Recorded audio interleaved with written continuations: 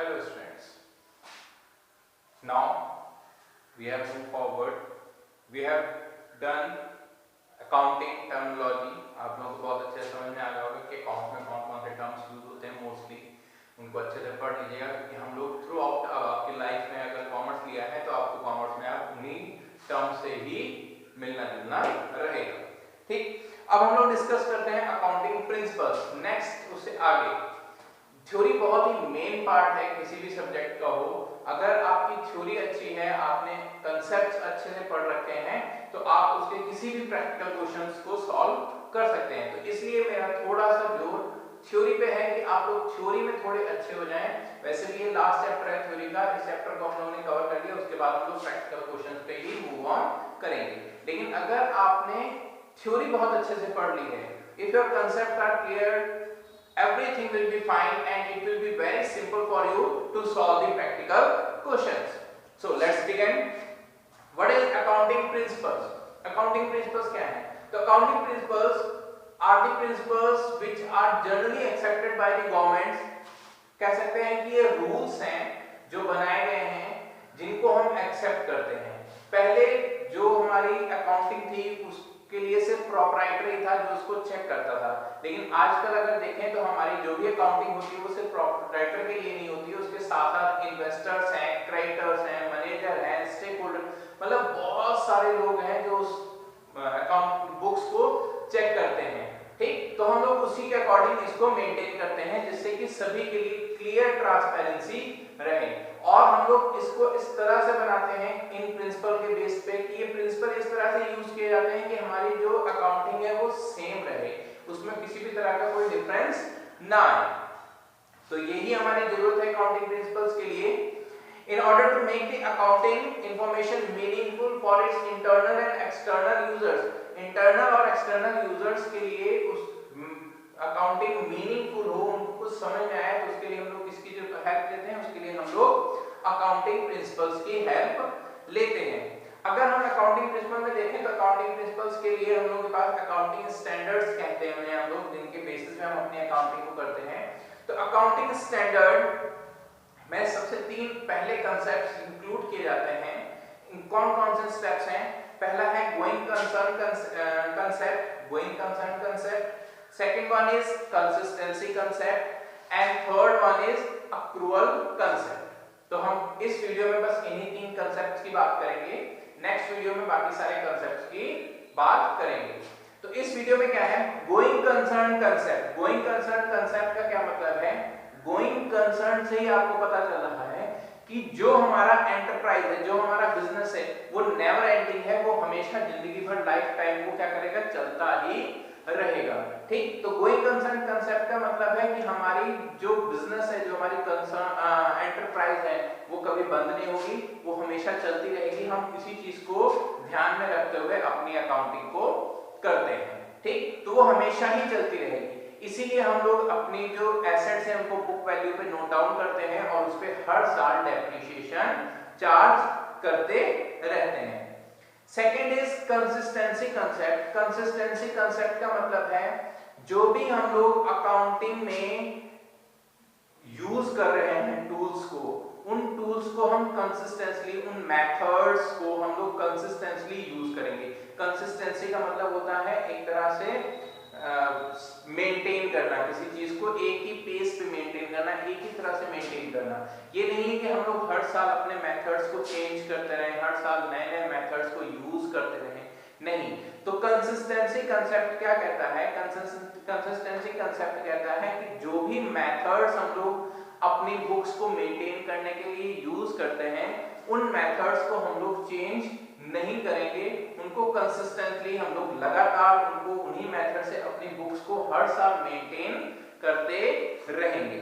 लेकिन consistency concept ये नहीं कहता है कि आप न्यू थिंग्स को यूज नहीं कर सकते, नए मेथड्स को आप यूज नहीं कर सकते हैं।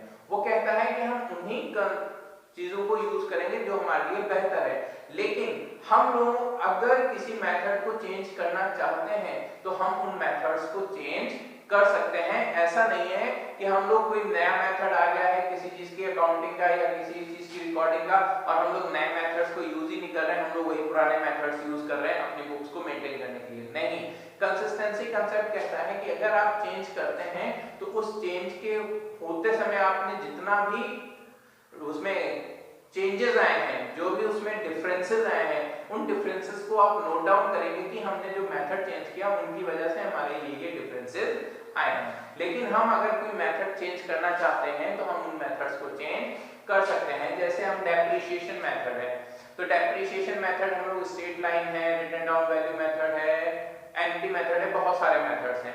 तो हम लोग ये नहीं है कि हम लोग स्ट्रेट लाइन से करते आ रहे हैं तो हम स्ट्रेट लाइन से करेंगे।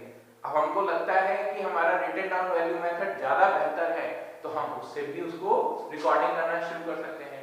बस हम जब चेंज करेंगे तो हम ये नोट डाउन करेंगे कि हमारा इस मेथड के चेंज होने से हमारे में कितना डिफरेंसेस आ रहा है जो हमारी बुक्स में नोट डाउन होना चाहिए। Third is accrual concept. Accrual concept क्या है? अक्रूअल कंसेप्ट कहता है कि जो हम लोग रिकॉर्ड करने जा रहे हैं, जो भी हम लोग ट्रांजैक्शंस रिकॉर्ड करेंगे वो अक्रूअल बेसिस पे होंगे, ना कि कैश बेसिस पे होंगे।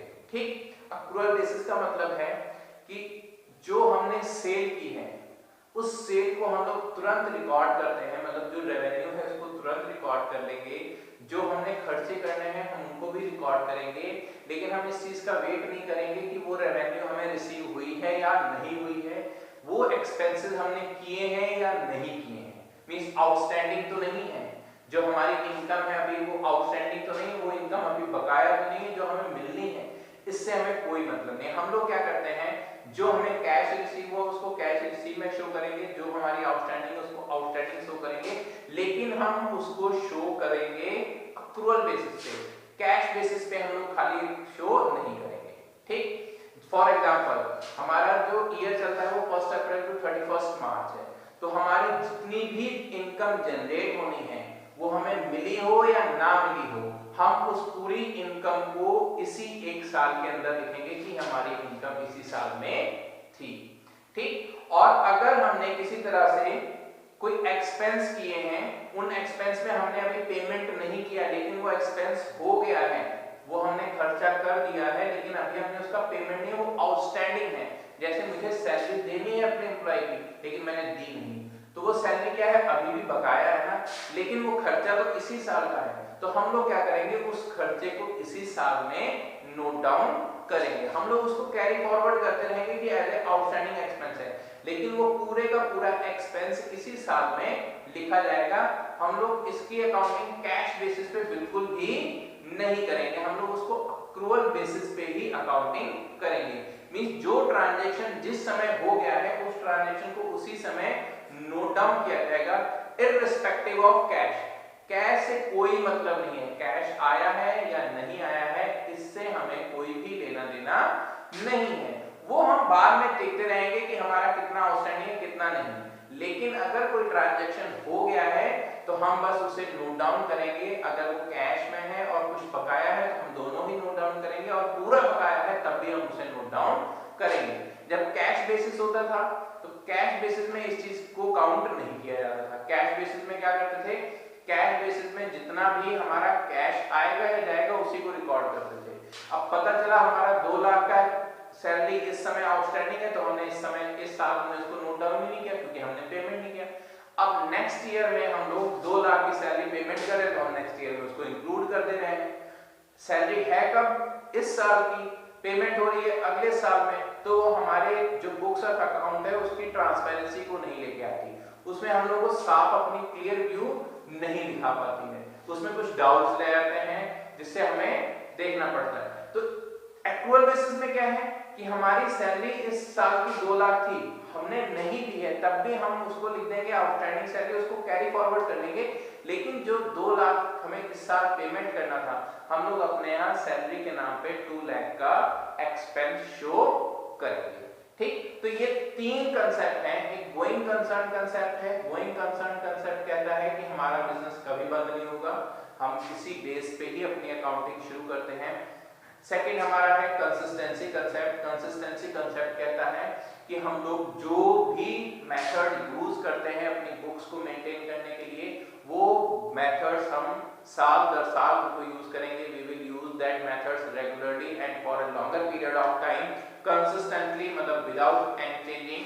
And third is accrual concept. Accrual concept कहता है कि अगर हम लोग कोई भी ट्रांजैक्शन रिकॉर्ड कर रहे हैं तो हम उसको अक्रूअल बेसिस पे करेंगे, कैश बेसिस पे नहीं करेंगे।